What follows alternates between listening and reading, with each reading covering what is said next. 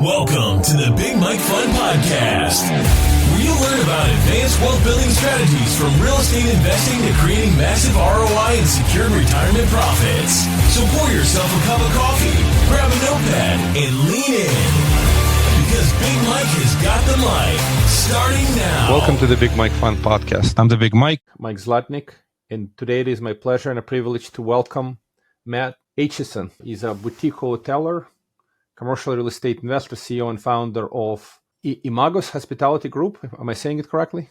Yep. And US Santa Barbara alum, started his career in residential real estate, building a top 1,000 sales team, and then became a full-time investor. He flipped and wholesaled hundreds of homes, diverse portfolio of hotels, medical offices, retail centers, and you are a founder and host of Millionaire Mindcast podcast, forgive me. You also have a Wise Investor Collective Mastermind. Welcome to the show. Appreciate you being here. Would you be so kind as to start a little bit about you?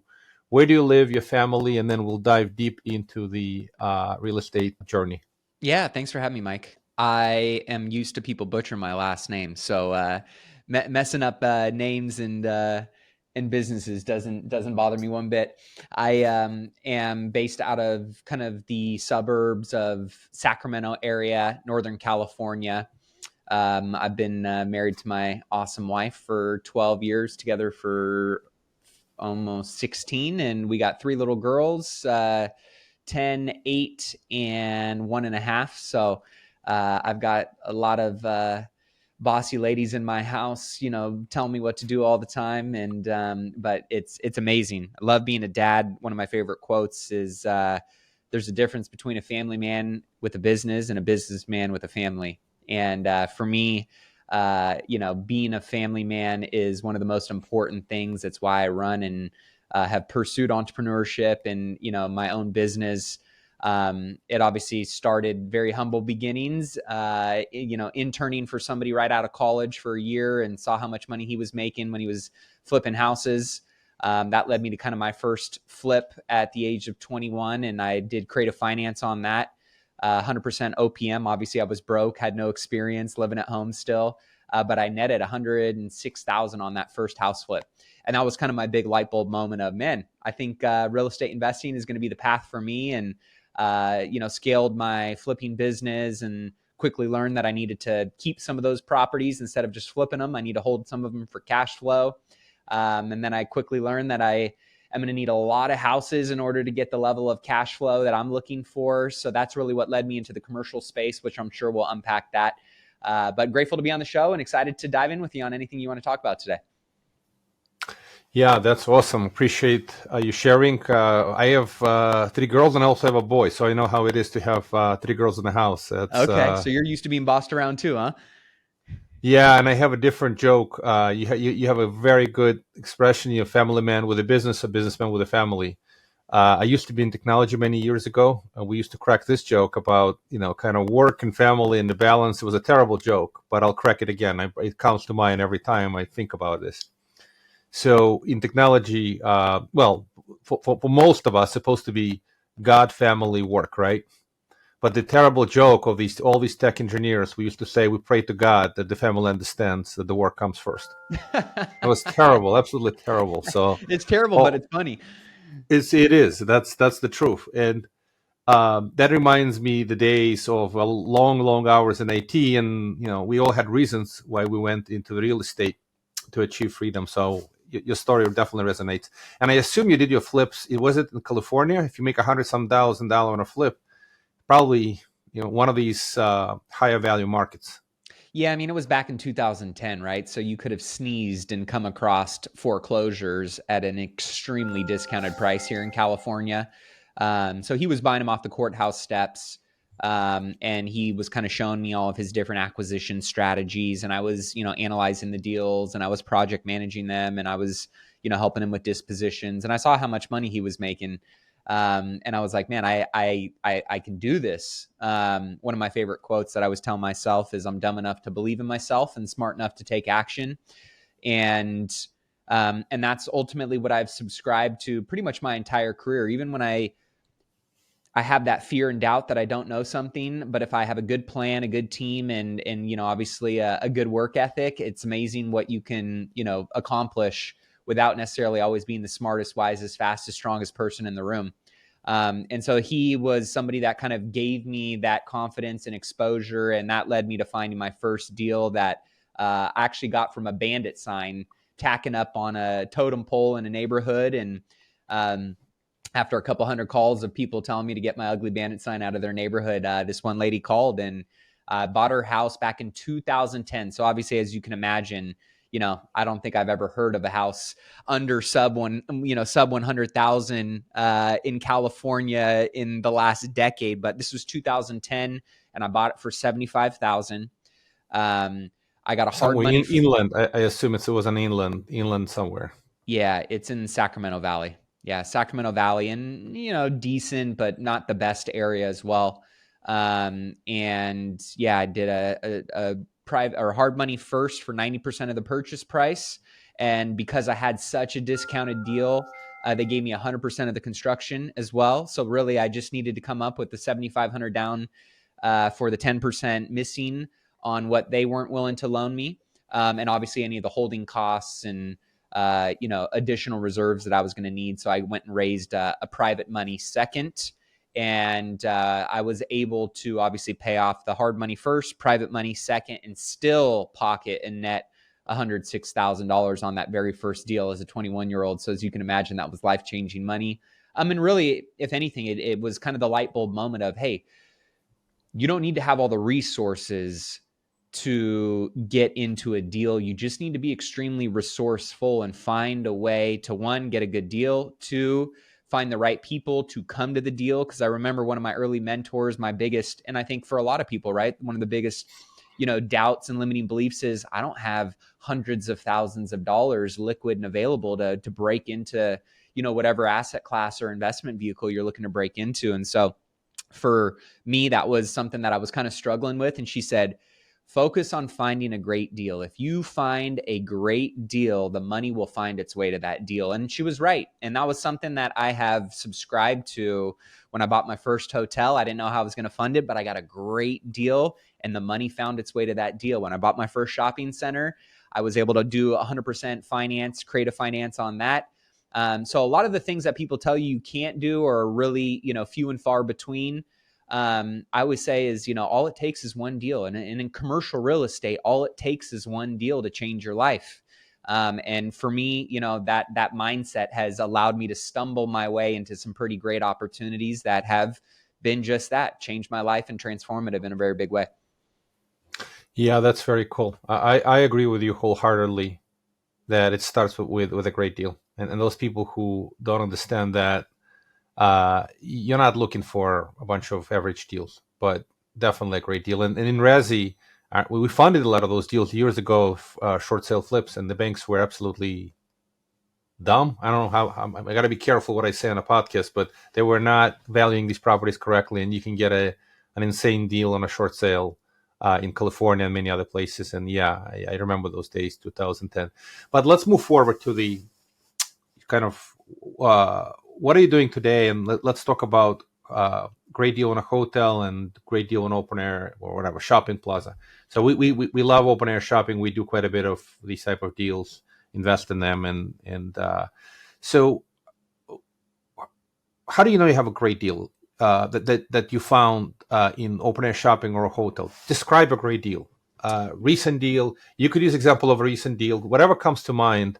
Yeah. That you feel is a great deal in commercial real estate. How do you know it's a great deal? What KPIs or metrics or measurements that you use to both mathematical and then intrinsic value? I don't know. How do you value? From my perspective, it obviously starts with the conversations you're having with the seller, right? And like, what is their motivation level? And I always say, we can find a win-win and create a great deal and an opportunity when their motivation meets my price. And so for me, obviously I have what I call my buy box criteria of, assets that I like, and here are kind of the return metrics that I'm looking for. Here's the opportunity. So I am what I call an asset agnostic, market agnostic investor. I'm more opportunistic. I go where the deals and the real opportunities are at. And I'll give you an example. One of the most recent deals that I bought was a 90,000 square foot shopping center out in Oklahoma. If you would have told me that I'm going to be investing in Oklahoma, I would have said no way. But because the deal was so good, I have now, a 90,000 square foot redevelopment, shopping center that I am working through right now. I was able to, and this seller, and oftentimes, we were talking about this on the Mastermind call today, actually with my group, which was, when you're talking with owners, like, how do you know that there's some motivation and there might be some opportunity there? And, oftentimes it's individuals that are kind of older and later in life, and they're looking to consolidate management, stress, get access to liquidity and capital. Maybe their kids don't want to inherit the property, and so they're just looking to sell it. Sometimes that's a complete cash out situation. Sometimes that's a seller finance situation where they'll get a little bit of money up front. They'll carry paper, back for us over the course of an agreed upon timeline at a favorable interest rate. And so anytime you can engineer quality debt below what you can go and get it for at a bank right now, that's something that is very opportunistic that I like to look at. I like value add, where based on where I'm getting it at, I like to get it below market from the perspective of where maybe, retail pricing is on cap rates. There may be below market rents that we know that we can improve. There may be vacancies that we know we can fill.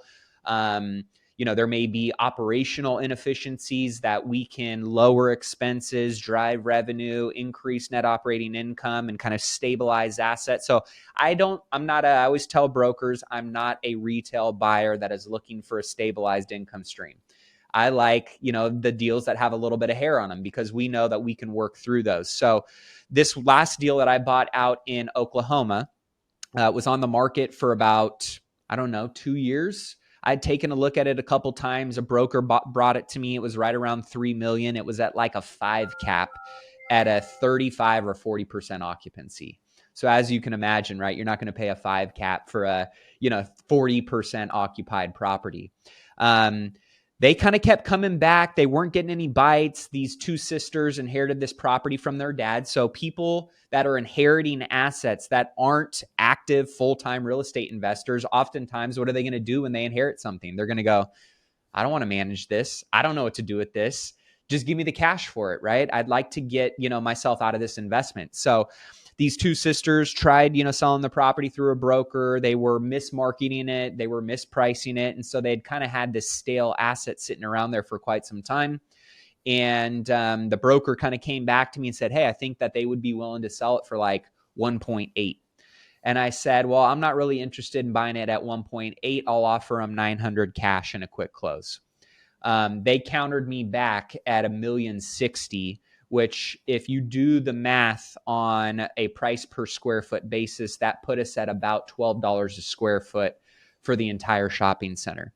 So if you know anything about price per square foot, right, you always want to get it below replacement cost. Well, replacement cost for an asset in a building like this is about 180 square foot in this particular market. So I was getting it well below replacement cost. Even land, raw dirt, was selling for about $22 a square foot in this market. So I got them to a level where their motivation to sell met my price that I was willing to pay for. And therefore, that led to me getting a really great deal. And kind of a cool story, I closed on it at $1,060,000. The day it closed, the bank appraisal came in at about 2.9 as is, just because of the building structure, some of the income that was there. Now I am negotiating and finalizing a lease with TJ Maxx for the shopping center. If I can get TJ Maxx in there as my anchor, I've got other national tenants and brands that want to go into the shopping center as well. So I'm going through a reposition of this asset, but because I got it at such a depressed and depreciated value, worst case scenario, if I need to fire sell this asset, I'm still going to walk away making money. But so that's how I look at deals, is how do I protect and hedge as much of my downside and the risk going in day one? And how do I put together a great plan and a great team to execute in capturing all the value that we see is there in the opportunity. And so that's one example. I just did a mobile home park that I bought 100% financed and walked into equity on it day one, walked into cash flow on it day one, and my total out of pocket on that entire mobile home park was less than $10,000.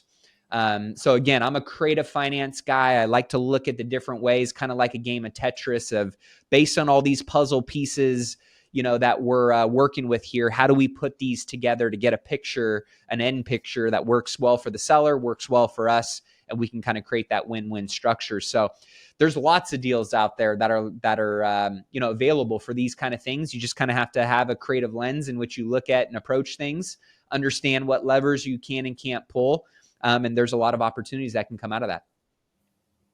Yeah, that's a phenomenal deal. I mean, I agree with you. All the metrics you mentioned, deeply below reconstruction cost, and people generally don't come even close to these numbers. I mean, the numbers you got this shopping center at, they're insane. I mean, literally, you can get a 40% of a reconstruction cost, below 50%, right? I mean, these are still really good deals, but you're getting, well below that. It's an insane deal. And these deals you can't do in volume. So you have to be patient, and you have to sit and wait and sit and wait and sit and wait. And I love how you think, because we think the same way. You call it deep value buy. Like whatever word you use, the concept is still the same. Yeah. You said at $3 million, it was at a 5 cap with 40% occupancy? Yeah. Yeah, so at a third of that, right? You basically bought it for a third. So you bought it at 15 cap.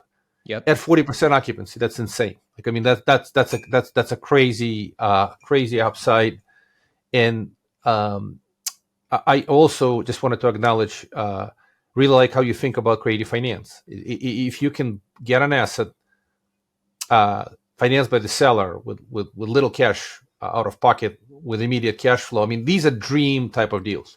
Yes. They do happen, but they happen fairly rarely. It's not easy to find. If you could find this in volume, it'd be a different story. But yeah, we invest in some of these deals, and I can tell you that it's hard to find. But when you find them, you got a great deal. Like, you literally know. And the money will follow, right? I mean, that's ultimately the money will show up. That's always, and that's why I love commercial real estate. I'm not going to be able to feed my family off of one flip deal or 5 flip deals, but one commercial real estate deal a year could completely transform your life going forward. And for me, why I started to pivot and go all in on commercial real estate back in 2017 was really this idea that I wanted to, unlock $500,000 a year in passive income from my real estate assets. And if I were to just buy one commercial deal a year, a great deal, just like what you talked about, right? Is like they're not around all the time. And so you got to look at a lot of deals, and you got to talk to a lot of people in order to find that one deal. But one great deal is possible every single year if you're putting in the time and the energy and the work. And so for me, I said, if I could just find one commercial real estate asset a year at a minimum that nets me, when all said and done, $50K a year, and I can do that for the next 10 years straight, just one deal. I can buy one deal a year. That's reasonable enough for me to execute on, my team to execute on. That became my model. Now, some deals have been more than 100,000 a year. Some have been right at that 50,000 a year. So those are the cool opportunities, is when you're consistently building a pipeline, relationships, you build a brand and reputation over time. Those deposits eventually spit out an opportunity to withdraw and cash in on that. And so that's where I get, some great deals is, I look at a lot of okay deals every year. I look at a ton of, not so good deals every year. And every once in a while, you stumble across 1 or 2 outliers that there's an opportunity. Here's another thing I will say. Those deals don't just slap you in the face and go, hey, I'm an amazing deal, buy me, right? You have to find a way to uncover where the real opportunity is at and negotiate to a level that you think makes a great deal for you, hedges your risk going in, and gives you the opportunity to capture, the upside. And so both of those deals took a lot of negotiating to get them to that point, right? It wasn't the first conversation I had. These individuals were selling me these properties at bottom of the barrel prices. No, it took a lot of time. It took a lot of follow-up. It took a lot of rapport building, a lot of trust building. Mm-hmm. And eventually, if you can check all those boxes, again, their motivation, their timing of what they're trying to accomplish, and my price eventually meet up. But oftentimes you start all the way up here, and it takes many, many conversations to get you to find that meeting of the minds. And so we did a kind of a recap on a lot of the deals that I do. And oftentimes we didn't end up going into contract or finding agreement until after like the 8th to 10th touch. So think about how many people take a look at one deal 2 times, 3 times, maybe 4 times. Man, 5 is a lot. Well, it took us on average 8 to 10 times in order to get traction and or agreement on an opportunity. And I think about how many people give up on the 2nd, 3rd, 4th, 5th, 6th, 7th time, right? So just thinking about commercial real estate and really anything great, I think requires stamina. It requires staying power. There's a lot of things in life that are going to kind of discourage you, try and shake you off course, going to try and see how bad you want it. And you really just have to trust in your plan, keep executing, and remember that this is a marathon, not a sprint. And therefore, you just got to stay in the race. And eventually, you're going to get across the finish line on whatever it is that you're looking to accomplish. Yeah, lots of great wisdom here. I'll just acknowledge a couple of points and agree with everything you said. It's very consistent with what we do today. And literally, it's such great music to my ears. I'm listening to you this is like listening to Mozart, if you love Mozart, from the point of view that it's not about volume. It's doing a few great deals, maybe even one great deal a year, but truly getting to the great deal. And like you said, to get to the great deal, it takes, kissing a lot of frogs before you find a princess. And that whole process of being ready to walk away and walk away and walk away, and then thinking creatively and coming up with a solution that you ultimately can work for you. And the seller can actually, sometimes their pain has to accumulate. So real estate, opportunistic real estate, especially in the environment where we are today. Yes. It reminds me a little bit in commercial real estate, a little bit the days after 2008 crisis and the recovery, 2009, 10 in residential, that all you have to do is be patient and just negotiate. And I've seen these negotiations with the banks and short sales. You start at one place and then you torture the bank a little bit, and then the bank at some point, even the person who works for the bank, they lose patience and they give you at some point a better deal. Now, these deals, you're not torturing anyone, you're just dealing with motivated sellers, and seller motivation is a critical concept. It's almost the first question. We look at deals. We look at another deal today, multifamily deal in Tampa. Yep. And, we start looking at numbers, and you don't hear motivation. Like, you don't hear, when did they buy the asset? Oh, 2018. Okay, so that they didn't buy it during the peak. They're not being stressed by the debt. They probably already refinanced. They are very laid back. Yeah, it's been 7 years. But, and you look who is the seller. What's their motivation? After a while, you start figuring out there's no motivation. And then the numbers speak. You look at the numbers. Oh, they want this cap rate, and they want, and you kind of look at this, and somebody found this deal, and they're pitching you this deal, and they're pitching you this is a great deal. But if you've never seen a great deal, you can never tell it's a great deal. Too many people just don't understand what's a great deal until you actually know what you're looking for. I will acknowledge another thing. I have a concept very similar to yours. Know what's your buy box and what's your don't buy box. Mm-hmm. So there's so many other things that are outside of your buy box, and I'm just kind of appreciate the wisdom of having clarity of what is your buy box. Yeah. Without that, everything else is a lot of bright and shiny objects. So let's continue the discussion. Take me through what are you working on right now? Anything interesting and exciting? Maybe a couple of words about your Mastermind. I guess you teach folks to do what you do.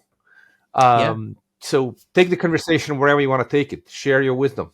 Yeah, I'll share a little bit more about what I'm working on right now, and obviously some of the commercial real estate mastermind, and kind of to maybe recap on what we were just talking about too. I think, for those that are out there looking for deals and hunting and just trying to find that next opportunity, a couple things that I tell my team right now as well is, this is a season where deals are made, not found, if that makes sense. And so this is where I try and always lead with that creative foot first, because I see a lot of people, when they take a first pass at a lot of deals, they go, oh, this doesn't work. But if you ask the right questions, and to your point, Mike, understanding motivation is so critical, because there's so many times I've seen people make assumptions about what the seller will or won't do, and therefore they don't ever offer. They don't ever try and bring the seller into the conversation on what some of those other options may be, and therefore they never get the opportunity to get a deal done. What I like to do is, hey, I think that if I offer this price, there's no way they're going to tell me to F off. Well, you're not going to know that until you know that. And so don't assume what might make sense for the seller. I can tell you that, and this is why I generally like to make 2 to 3 offer options. One is going to be a bottom of the barrel, quick cash close. And it's going to be a painful price, but depending on how motivated they are and how bad they want that problem solved for them, sometimes they take it. Oftentimes my assumption is there's no way they're going to take this. And you'd be surprised, every once in a while, somebody will take that offer because of their situation. And so don't assume that they're not going to take that just because you wouldn't take it. Right. The other thing is I always provide some kind of traditional offer that is taking into account a normal, kind of capital stack and traditional debt structure and equity structure. And then I oftentimes will always present a seller carry, creative finance deal structure. And there are many times that, most people go, man, there's no way they're going to take this. And they end up taking it, right? Because it's solving some problem for them. So I just wanted to highlight that. If you're out there, you're hunting for deals, remember, deal, and you said this, sometimes it's a third, fourth, fifth bite out of the apple, where the sellers, I talked to them 8 months ago, 12 months ago, 2 years ago, and they wanted this price and these terms. And guess what? They've been on the market for 12 months. They've maybe been in and out of contract, and the market's beating them up, and a buyer canceled on them. And then 12, 18 months later, they're going, hey, Matt, are you still interested? Hey, maybe that discussion we had, I'm willing to be a little bit more flexible on my terms or my price. So again, remember that, and that's the key of the follow-up, right? Is like tracking these leads. Low-hanging fruit isn't just going to slap you in the face as being a juicy, exciting opportunity. Like, you got to find a way to create the juicy, exciting opportunities. That mobile home park that I got 100% financed and $10K out of pocket to buy wasn't going to be that deal unless I came to the table and creatively structured that and worked with the seller and educated them on these things and helped them solve their problems, because that is not what they wanted in the first place. And it took them a couple other buyers to get beat up a little bit to then come to the table and be open to doing something like that. So again, don't assume what's in the best interest of the sellers, and make sure that you are thinking about deals are made in this market, not found in this market. Go ahead, Mike. Sorry about that. Yeah, I was going to say, I really like the approach.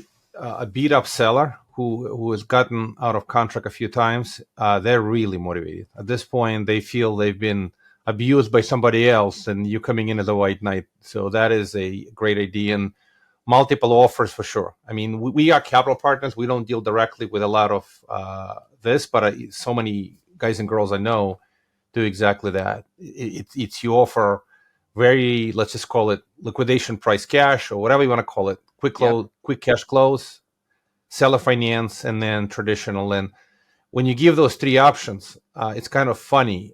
Depending on what the first option, you create a pivot, you create a foundation. It's like, no way I'm going to accept this price. Okay, yeah. I'm willing to step up, but now you got to work with seller financing, and 100%. It's a very powerful way to negotiate. And for sure, I guess you're creating a rapport, a relationship with them, where they feel you're their friend, not somebody who's taking advantage of them.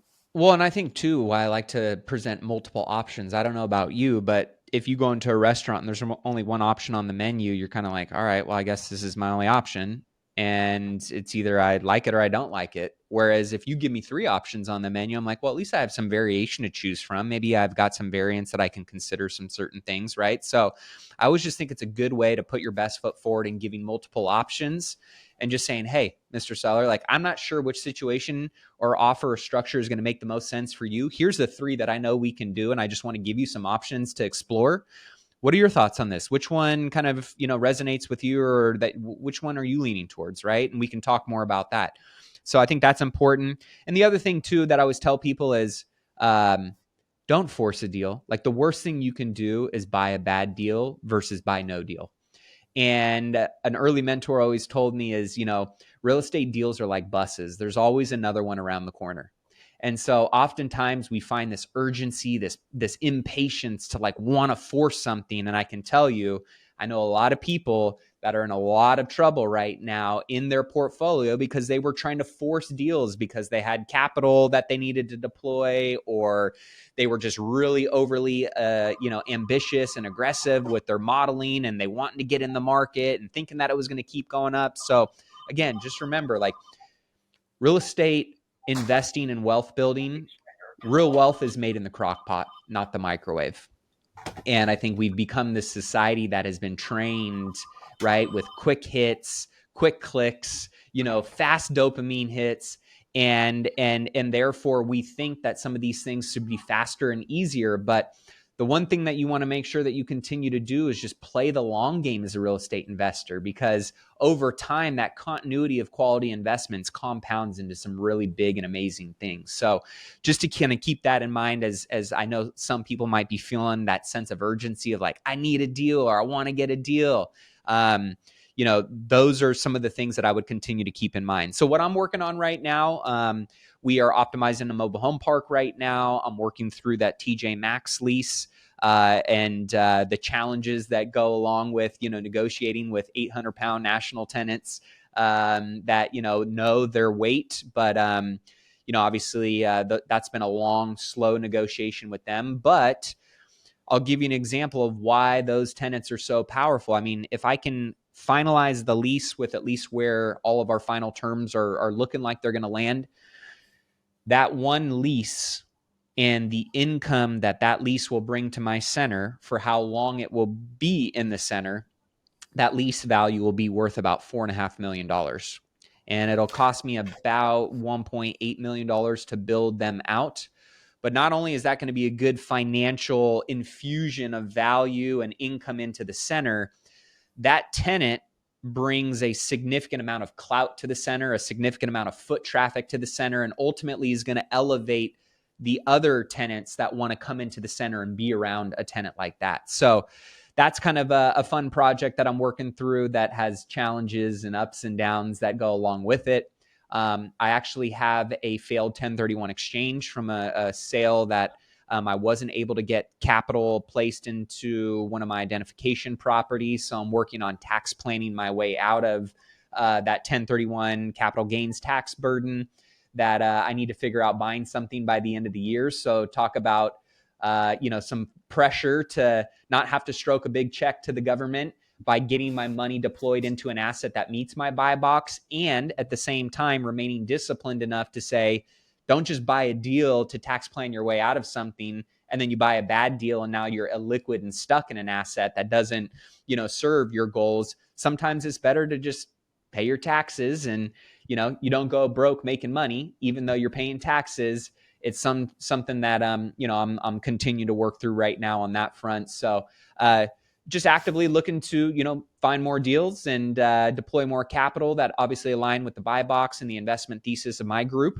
And then obviously we've got commercial real estate investors all around the country that are doing awesome things and are a part of our community, either buying their first commercial asset or scaling their commercial real estate portfolio. That's the Mastermind community. That's Wise Investor Collective. Yep. So we've got commercial real estate investors or people with significant, real estate investing experience on the single family side that maybe want to consolidate some of their single family holdings and roll that into commercial assets.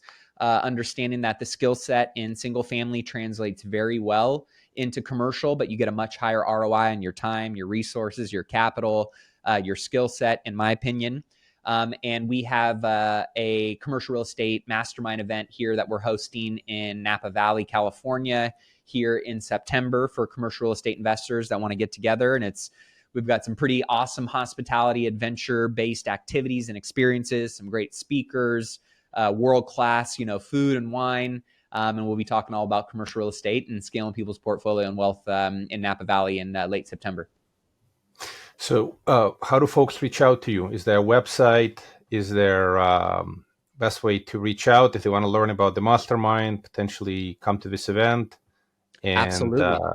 Yeah. Anybody that's maybe interested in the real estate event, they can just text the word Napa to 844-447-1555. And that'll kind of shoot you some information on the event. It's a 2.5-3-day event out in Napa. And it's going to be a lot of fun there. And anybody that wants to reach out to me, obviously I have my Millionaire Mindcast podcast. I have published 3 episodes a week. We've been doing that for 12 years now. Been in the top 25, top 50 investment and business podcasts in the world. And so I get to interview awesome people like you, Mike, and other successful business owners, investors, wealth builders. So they can always tune in and listen there, or just reach out to me at Mattia, Mattya at millionairemindcast.com. And myself or my team will respond to you there. But I always love connecting with anybody that, is interested in commercial real estate or hears me on a podcast. Yeah, appreciate your wisdom. Thank you for sharing. Thank you for both the mindset and the actual strategies, how to do it. So great to have you on the podcast. And I don't know when this episode will come out, but if it comes out before the September event, hopefully folks get a chance to reach out. Appreciate you, Matt. And final, I always ask, do you have any great book to recommend? Yeah, I mean, I think obviously it depends on what you're interested in. I've got a pretty commercial real estate. How about in commercial real estate? Some people will recommend the Holy Bible, right? Some people will recommend. Right. If I were to, let's see, let me pull up. I would say one of the books that I just recently read that actually was from a real estate developer. I really enjoyed it. It was Making It in Real Estate by John McNellis, a big commercial real estate developer over 40 years, had a really cool story and was a great storyteller, but tons of great tactical stuff on kind of commercial real estate, scaling his portfolio, a lot of peaks and valleys along the way. That's always a good one. And one of the recent ones that I just read not too long ago, 10X is Easier Than 2X. Great book. Applies to anybody that wants to think bigger in their life, their business, their bank account. Great book there too. Yeah, I don't know the first book, but I definitely know the second one. I've read it many times, talked to my team. 10X is easier than 2X. Just it's a mindset problem. And good luck with the lease with the TJ Maxx, right? Yes. Yeah. It's a great anchor tenant. And just like you said, you get them, you get the critical mass. Before you know, you solve multiple problems. You get the income and the critical mass. You 10X the whole center. So good luck. That's right, Mike. Yep. And thank you for coming on a podcast. Thanks again for having me. Thank you for listening to the Big Mike Fund Podcast. To receive your copy of Mike's How to Choose a Smart Real Estate Fund book, head to BigMikeFund.com or visit Amazon and type Mike's slot name. Keep listening and keep investing Big Mike style. See you on the next episode.